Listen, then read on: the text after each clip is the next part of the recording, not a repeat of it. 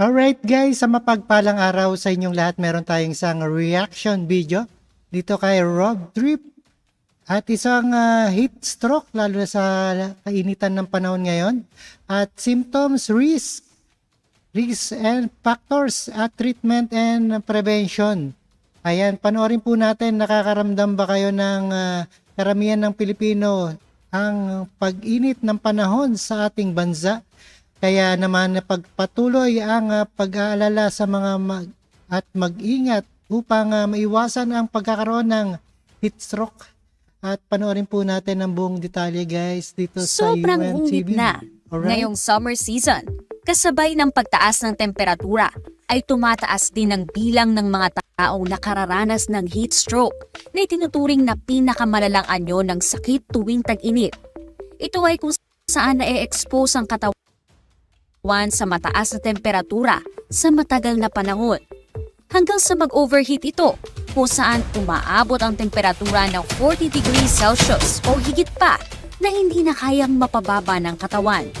Kaya mga kasangbahay, narito ang ilang tips para makaiwas na maranasan ito. Huwag kalimutang uminom ng maraming tubig upang mapalitan ang nawawalang tubig sa katawan kapag pinagpawisan. Nakatutulong din ang pag-inom ng tubig upang mapanatiling normal ang body temperature. Magsuot ng maluwag o manipis na damit. Makatutulong ito upang mas madaling makapasok ang lamig o hangin sa ating katawan. Iwasan na ang paglabas sa init ng araw kung hindi naman masyadong mahalaga ang gagawin. Maiging manatili na lamang sa loob ng tahanan o kung saang indoor area na mayroong air conditioning.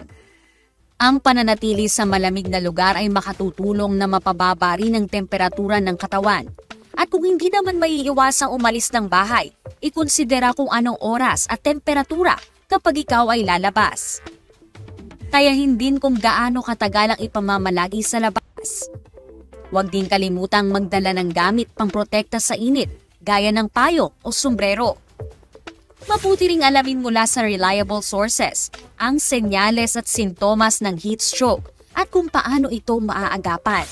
Ilan lamang ito sa maaari nating magawa upang maiwasan ang heat stroke. Ngunit pinakamabuting bagay pa rin ang paglagak ng buong tiwala natin sa Diyos na siyang nag-iingat sa atin sa araw-araw. Alright guys, ayan, napanood po natin at napakinggan dito sa ating reaction video dito kay Rob Trip. Alright, tuminom lagi tayo ng tubig. And maraming salamat sa panonood, pakikinig dito kay Rob Trip. And peace out. Iwas stroke po tayo guys.